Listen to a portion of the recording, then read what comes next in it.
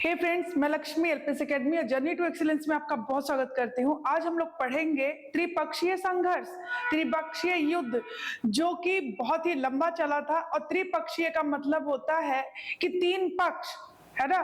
तो ये जो तीनों पक्ष है कौन कौन से हैं उनके बारे में पहले हम समझेंगे, क्योंकि त्रिपक्षीय संघर्ष समझने से पहले ये जो तीनों पक्ष है ना उनको समझना बहुत ही ज्यादा जरूरी है। अगर हम उन्हें नहीं समझेंगे तो यहाँ पे अगर मैं किसी शासक का नाम लूंगी तो आपको लगेगा कि अच्छा ये किस वंश का होगा। या फिर एग्जाम में भी प्रश्न आता है कि जिसे बोलेगा धर्मपाल, तो धर्मपाल किस वंश का शासक है ना। ध्रुव किस वंश का शासक है। तो आपको ये आइडिया होना चाहिए और बहुत ही ज्यादा इंपॉर्टेंट टॉपिक है। तो हम त्रिपक्षीय संघर्ष पे बाद में आते हैं, पहले हम समझते हैं इन तीनों पक्षों को। ये तीन पक्ष कौन कौन से थे, जैसा कि आप लोग भी जानते हैं, प्रतिहार वंश, पाल वंश और राष्ट्रकूट वंश। प्रतिहार वंश को आप गुर्जर प्रतिहार नाम से भी जानते हैं, है ना। तो इन तीनों को पहले हम समझते हैं। चलिए स्टार्ट करते हैं।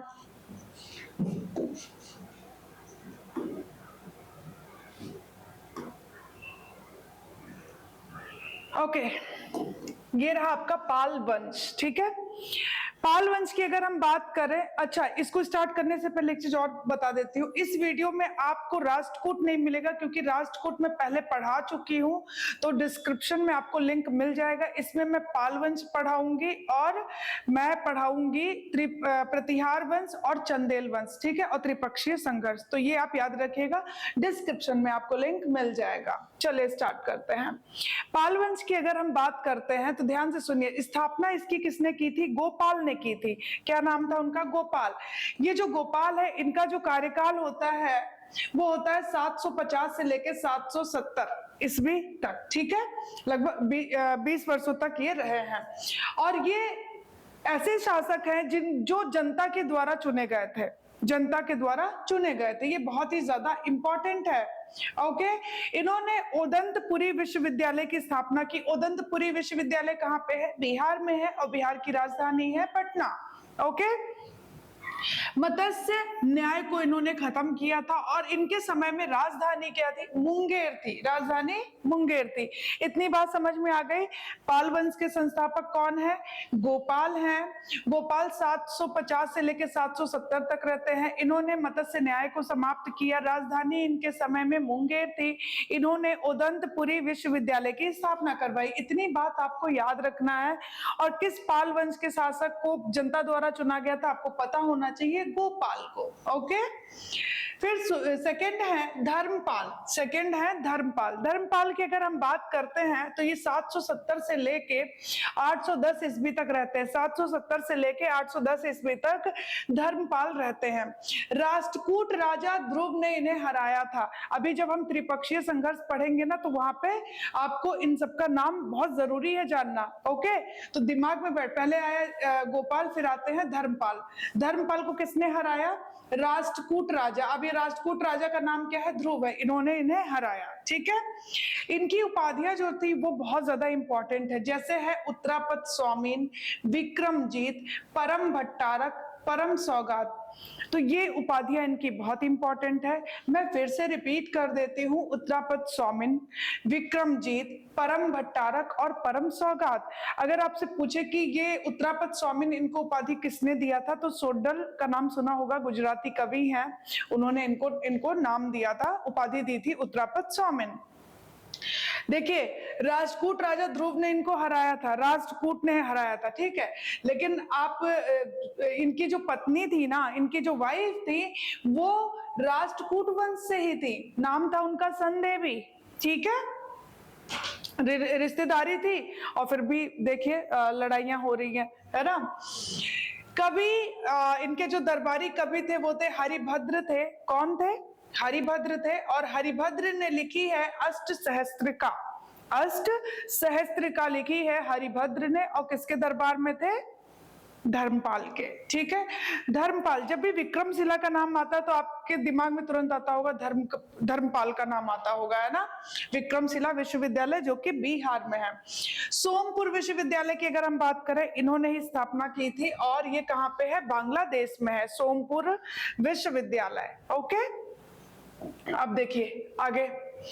इन्होंने क्या किया, धर्मपाल ने कन्नौज पर अधिकार किया। उसी कन्नौज को लेके ही त्रिपक्षीय युद्ध हुआ था, अभी हम पढ़ेंगे, तो ध्यान से सुनिए। कन्नौज जो है ना, उसको लेके लड़ाइयां, मतलब कन्नौज पे अगर कोई आक्रमण करके और कन्नौज पर किसी का कब्जा हो गया, इसका मतलब पूरे उत्तर भारत पे उसका कब्जा हो गया है, क्योंकि कन्नौज बहुत ही ज्यादा इंपॉर्टेंट था, है ना। कन्नौज से सिल्क रूट भी जाता था, है ना। और कन्नौज पे आपको पता है वर्धन वंश के जो ये है, क्या नाम है, हर्ष का था, है ना। हर्ष ने राजधानी बनाई थी।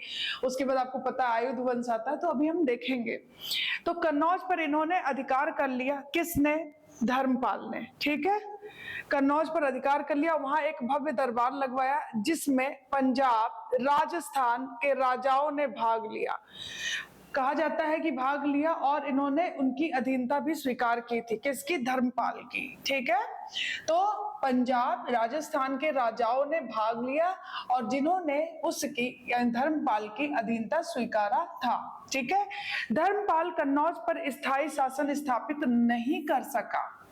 धर्मपाल बेशक उसने यहाँ पे कब्जा किया, ठीक है, अधिकार किया, लेकिन अगर बोले कि स्थायी शासन इसने स्थापित किया था, तो ये ऐसा नहीं कर पाया। उसे क्या हुआ कि प्रतिहार शासक, क्या नाम था, नागभट्ट द्वितीय, नागभट्ट सेकंड, जो कि प्रतिहार शासक था, उसने कन्नौज छोड़ने पर मजबूर कर दिया, विवश कर दिया। नाम बहुत इंपॉर्टेंट है, थोड़ा कंफ्यूजिंग है, एक दो बार पढ़ेंगे तो याद हो जाएगा, ठीक है। मैंने बोला कन्नौज पर अधिकार करता है, वहां पे एक भव्य समारोह का आयोजन करता है जिसमें राजस्थान वगैरह के शासक भी जाते हैं, राजा जाते हैं, जो कि धर्मपाल की अधीनता स्वीकारते हैं। बेशक इसने उस पर कब्जा किया था, लेकिन वहां पे एक स्थायी शासन नहीं स्थापित कर पाया था, ठीक है, कौन, धर्मपाल। और कारण ये था कि जो प्रतिहार शासक था नागभट्ट द्वितीय ना, उसने इसका जीना हराम कर दिया था, उसने इसको विवश कर दिया था कि तुम यहां से जाओ, ठीक है। तो इसे विवश होना पड़ा और बिहार और पूर्वी उत्तर प्रदेश पर अपना प्रभुत्व स्थापित करने के लिए पालों और प्रतिहारों के मध्य संघर्ष चलता रहा, ये भी याद रखिएगा, ठीक है। तो द्वितीय, मतलब जो ये नागभट्ट द्वितीय है, इसने कन्नौज छोड़ने पर विवश कर दिया, ठीक है, और बिहार और पूर्वी उत्तर प्रदेश पर भी अपना प्रभुत्व स्थापित करने के लिए पाल और प्रतिहारों के मध्य संघर्ष ये चलता ही रहा, ठीक है। अब इसके समय में एक यात्री आए थे, अरब यात्री, नाम सुना होगा आप लोगों ने, सुलेमान, है ना, कौन, सुलेमान। तो किस पाल शासक के समय में ये आए थे, तो सुलेमान के समय आए थे, 9वीं सदी में आए थे, और इन्होंने यात्रा की पूर्वी भारत में, देवपाल उस वक्त था, ठीक है। और इसने पाल राज्य को रोहमा कहा है, रोमा धर्म, रोमा या धर्म कहा है, और पालों को अपने पड़ोसी प्रतिहारों से, राष्ट्रकूटों से लड़ाई करते हुए, संघर्ष करते हुए इसने ऐसा बताया है, ठीक है।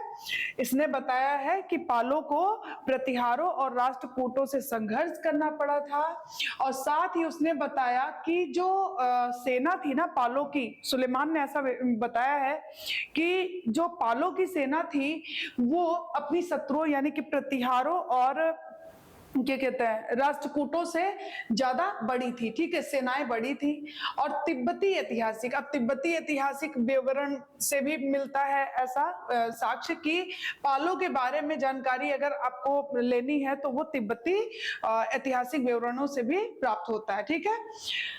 भले ही यह विवरण 17वीं शताब्दी के हैं, 17वीं शताब्दी के कौन से हैं, तिब्बती, ठीक है, लेकिन जानकारी वहां से भी प्राप्त होती है। इन स्रोतों से ज्ञात होता है कि पाल शासक बौद्ध ज्ञान, विज्ञान और धर्म के महान संरक्षक थे, ठीक है। ओके, अच्छा, एक चीज और याद रखिएगा, कहा जाता है कि पालों के पास ना प्रतिहारों के पास ना बहुत ही अच्छी मतलब अश्वारोही सेना थी, ठीक है। ओके, चलिए, ओके, तो धर्मपाल के बारे में और देखिए, मैंने बोला था ना ये क्या कहते हैं, विक्रमशिला विश्वविद्यालय, है ना, उससे पहले देखिए धर्मपाल ने क्या किया था, नालंदा विश्वविद्यालय जो है ना, इसका पुनरुद्धार करवाया था। इसकी स्थापना कौन किया था, आप बताओगे मुझे, गुप्त शासक था, मैंने इतना बता दिया, गुप्त शासक था, आप बताओगे कि कौन था, गुप्त शासकों में कौन था जिसने, ठीक है। इसके खर्च के लिए धर्मपाल ने क्या किया कि ये जो नालंदा विश्वविद्यालय, इसके खर्च के लिए 200 गांवों की आय दान में दे दी थी, और कहीं कहीं आपको ये 100 गांव भी मिलेंगे। ठीक है। इन्होंने, धर्मपाल ने विक्रमशिला विश्वविद्यालय की स्थापना की, विक्रमशिला विश्वविद्यालय की स्थापना की, मोस्ट इंपॉर्टेंट। और थोड़ा सा क्रम देख लेते हैं पाल शासकों का। देखिए, आपको इतना तो पता है कि गोपाल ने स्थापना की, 750 से 770 ये रहते हैं। फिर आते हैं धर्मपाल, तो गोपाल धर्मपाल, गोपाल धर्मपाल। फिर आते हैं देवपाल, ठीक है। फिर आते हैं विग्रहपाल, फिर आते हैं महिपाल, फिर आते हैं रामपाल, फिर आते हैं गोविंदपाल। ठीक है। गोपाल, धर्मपाल, देवपाल, विग्रहपाल, महिपाल, रामपाल एंड गोविंदपाल। तो आपको इतना पता होना चाहिए, गोविंद और गोपाल। देखिए जी जी लास्ट में, पहले आ रहा है गोपाल, जी से गोपाल हो गया, और लास्ट में गोविंद हो गया। तो आपको पहला और आखिरी शासक पता होना चाहिए। ठीक है। धर्मपाल तो बहुत ज्यादा इंपॉर्टेंट है। चलिए, तो इतनी बातें समझ में आ गई ना। अब आते हैं हम लोग गुर्जर प्रतिहार वंश की बात करते हैं। गुर्जर प्रतिहार वंश, गुर्जर प्रतिहार वंश, ठीक है।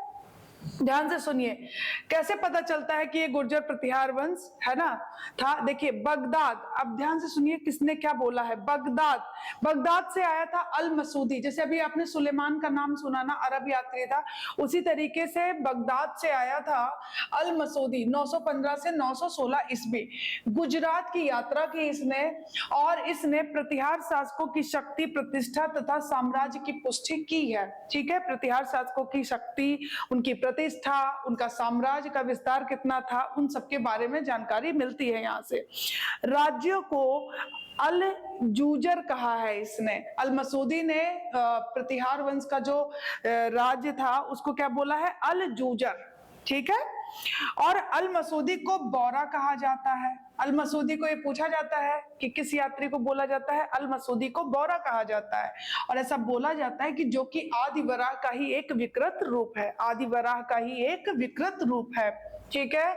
तो गुर्जर प्रतिहार वंश, बगदाद अल मसूदी आया और गुजरात की यात्रा की उसने, और इसके विवरणों से ही प्रतिहारों के बारे में जानकारी मिलती है। ठीक है। ओके। महान कवि और नाटककार राजशेखर भोज के पौत्र महिपाल के दरबार में रहता था। ठीक है। तो महान कवि और नाटककार राजशेखर भोज के पौत्र महिपाल के दरबार में रहता था। ये भी याद रखिएगा, राजशेखर बहुत ज्यादा इंपॉर्टेंट है। ठीक है।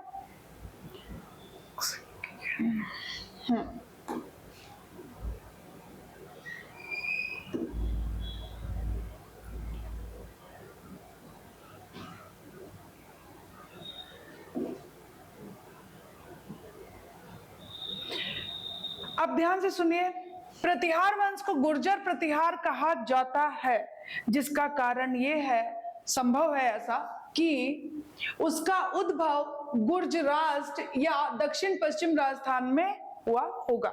ठीक है। प्रतिहारों को सिंध से लेकर राजस्थान पर, ध्यान से सुनिए, प्रतिहारों को सिंध से लेकर राजस्थान पर होने वाले अरबों के कुछ आक्रमणों का मुकाबला करना पड़ा, और जिसके कारण उन्हें काफी प्रतिष्ठा मिली। ठीक है। 730 ईस्वी में गुजरात के चालुक्य शासक, 730 ईस्वी में गुजरात के जो चालुक्य शासक हैं, उन्होंने अरबों को निर्णायक रूप से पराजित किया था, जो कि प्रतिहारों के समकालीन थे। तो प्रतिहारों के समकालीन कौन थे? गुजरात के चालुक्य। ओके। अब ये हमने जान लिया कि प्रतिहारों के बारे में जो जानकारी मिलती है। ठीक है। अब आते हैं हम उसके शासकों की बात करते हैं, किसने स्थापना की इस वंश की। ठीक है। इंपॉर्टेंट, नागभट्ट प्रथम की बात करते हैं। नागभट्ट प्रथम की अगर हम बात करें तो प्रतिहार वंश का संस्थापक है ये, और इनका उल्लेख पुलकेशिन द्वितीय का जो एहोल अभिलेख है वहां से मिलता है। तो प्रतिहार वंश जो है, जिसको आप गुर्जर प्रतिहार वंश के नाम से भी जानते हैं, इसकी स्थापना की थी नागभट्ट प्रथम ने, और इनका उल्लेख मिलता है पुलकेशिन सेकंड का जो एहोल अभिलेख है वहां से मिलता है। राजधानी कहाँ थी? भीनमाल। राजधानी कहाँ है? भीनमाल। भीनमाल यानी राजस्थान, राजस्थान। ठीक है। अच्छा, कर्नल टाट का नाम सुना है आप लोगों ने? राजस्थान के इतिहास के पिता माने जाते हैं। उन्होंने बताया है कि ये जो प्रतिहार है ना, गुर्जर प्रतिहार, इनको विदेशी बताया है, और विदेशों में भी जो शक सीथियन थे ना उनका, ठीक है, कि ये वही है।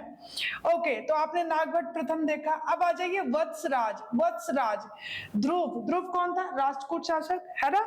तो ध्रुव राष्ट्रकूट शासक जो था उससे पराजित होना पड़ा था वत्सराज को। वत्सराज का अगर टाइमिंग बताएं तो 780 से लेकर 795 है।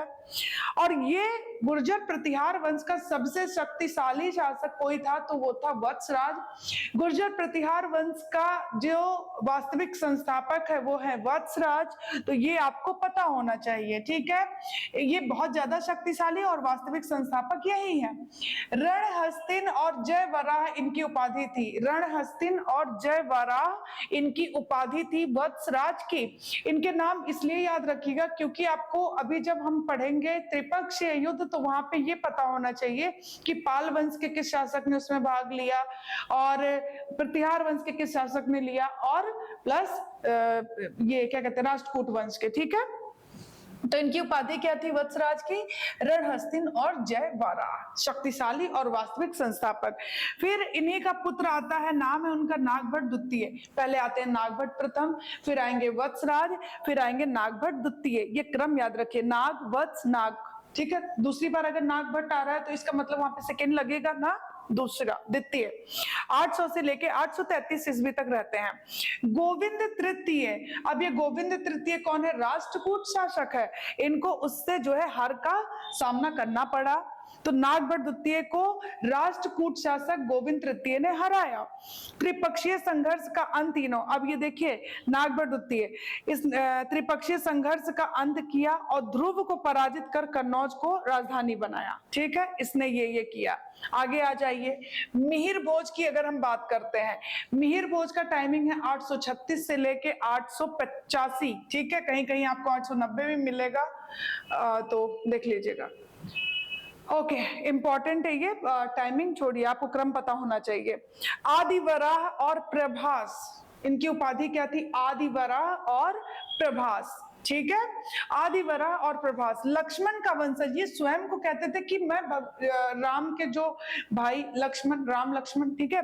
तो लक्ष्मण का वंशज ये स्वयं को बोलते थे। मिहिर भोज कन्नौज पर फिर से इन्होंने अधिकार कर लिया और यह नगर लगभग एक सदी तक प्रतिहार साम्राज्य की राजधानी रहा, ठीक है।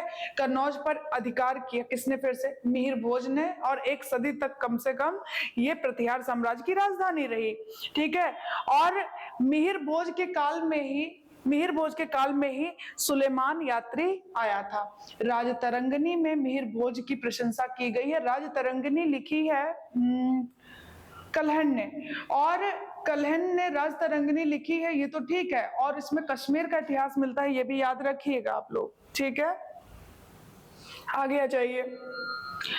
नर्मदा तट पर हुए युद्ध के बाद भोज, अब नर्मदा तट पर जो युद्ध हुआ उसके बाद देखिए भोज तथा गुजरात के, मालवा तथा गुजरात के कुछ क्षेत्रों पर अधिकार करने में सफल रहा।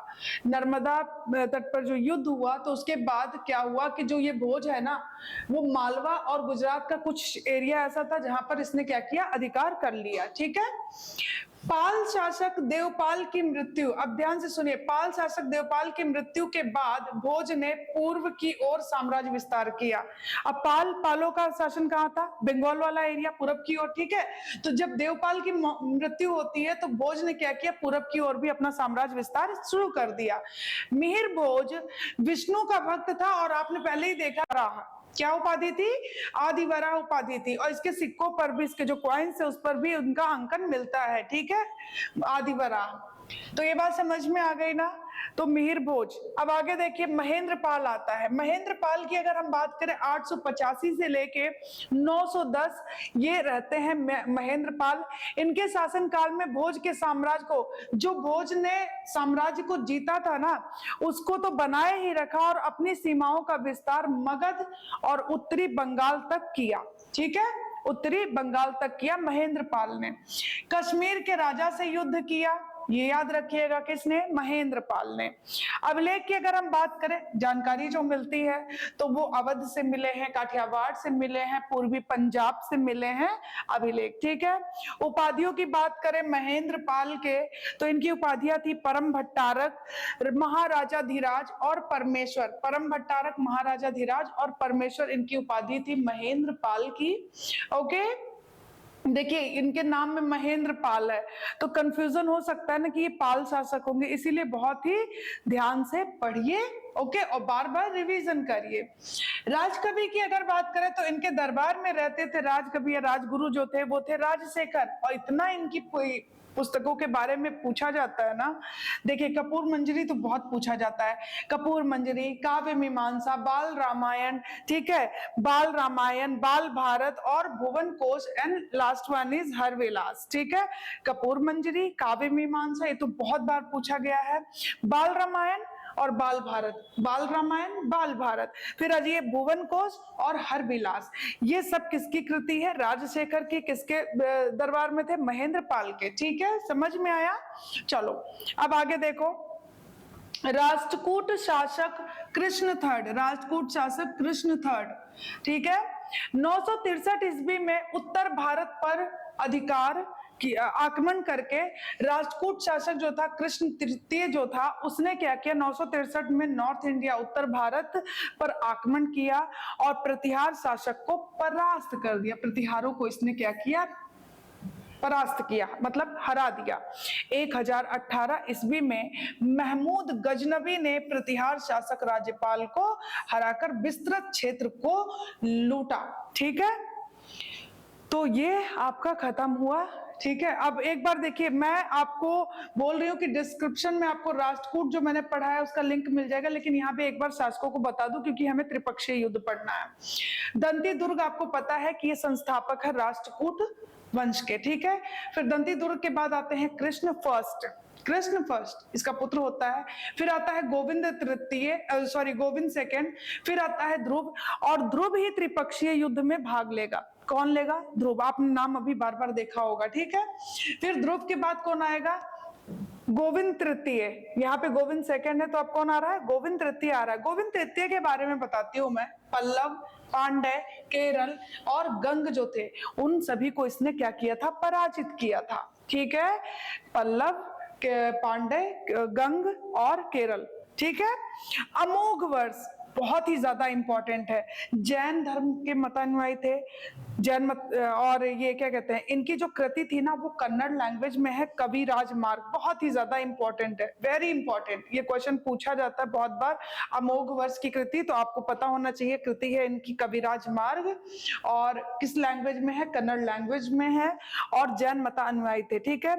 और कर्क सेकंड जो है ये आखिरी है, तो दंती और कर्क, ठीक है, याद रखिएगा, दंती दुर्ग और कर्क फर्स्ट। और इनका नाम तो ध्रुव को तो आपको दिमाग में रखना। अभी चंदेल को भी पढ़ लेते हैं, बहुत ज्यादा इंपॉर्टेंट है। देखिए चंदेल वंश की अगर हम बात करते हैं तो बुंदेलखंड है ना, प्राचीन नाम इसका जोजक भुक्ति था। क्या नाम था प्राचीन में, प्राचीन में इसका नाम था जोजक भुक्ति। तो चंदेल वंश, बुंदेलखंड, अभी वर्तमान का देख रहे हो, प्राचीन नाम जिसका क्या था, जोजक भुक्ति। इसके जो संस्थापक थे ना वो थे नन्नुक। क्या नाम था, नन्नुक नाम था। टाइमिंग है इसका 831 ईस्वी, 831 ईस्वी। तो चंदेल वंश, बुंदेलखंड, ठीक है, और संस्थापक है नन्नुक। राजधानी खजुराहो, इसने राजधानी क्या, इसकी राजधानी क्या थी, खजुराहो। प्रारंभ में कालिंजर, महोबा, स्टार्टिंग में क्या थी, महोबा, कालिंजर, ठीक है। राजा धंग ने, अब ध्यान से सुनिए, राजा धंग ने राजधानी को खजुराहो स्थानांतरित किया था।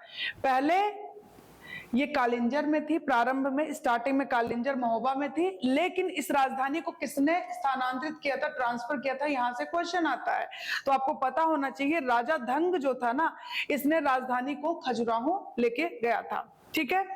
धंग ने जिन्नाथ, वैद्यनाथ और विश्वनाथ, मोस्ट इंपॉर्टेंट, धंग ने जिन्नाथ, वैद्यनाथ और विश्वनाथ उपाधि ली थी। मंदिर का निर्माण करवाया था। ये जिन्नाथ, वैद्यनाथ और विश्वनाथ मंदिर का निर्माण करवाया था धंग ने।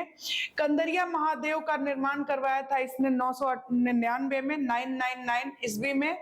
गंग, यमुना, गंगा, गंगा यमुना के संगम पर शिव की आराधना करते हुए इसने अपना शरीर त्यागा था।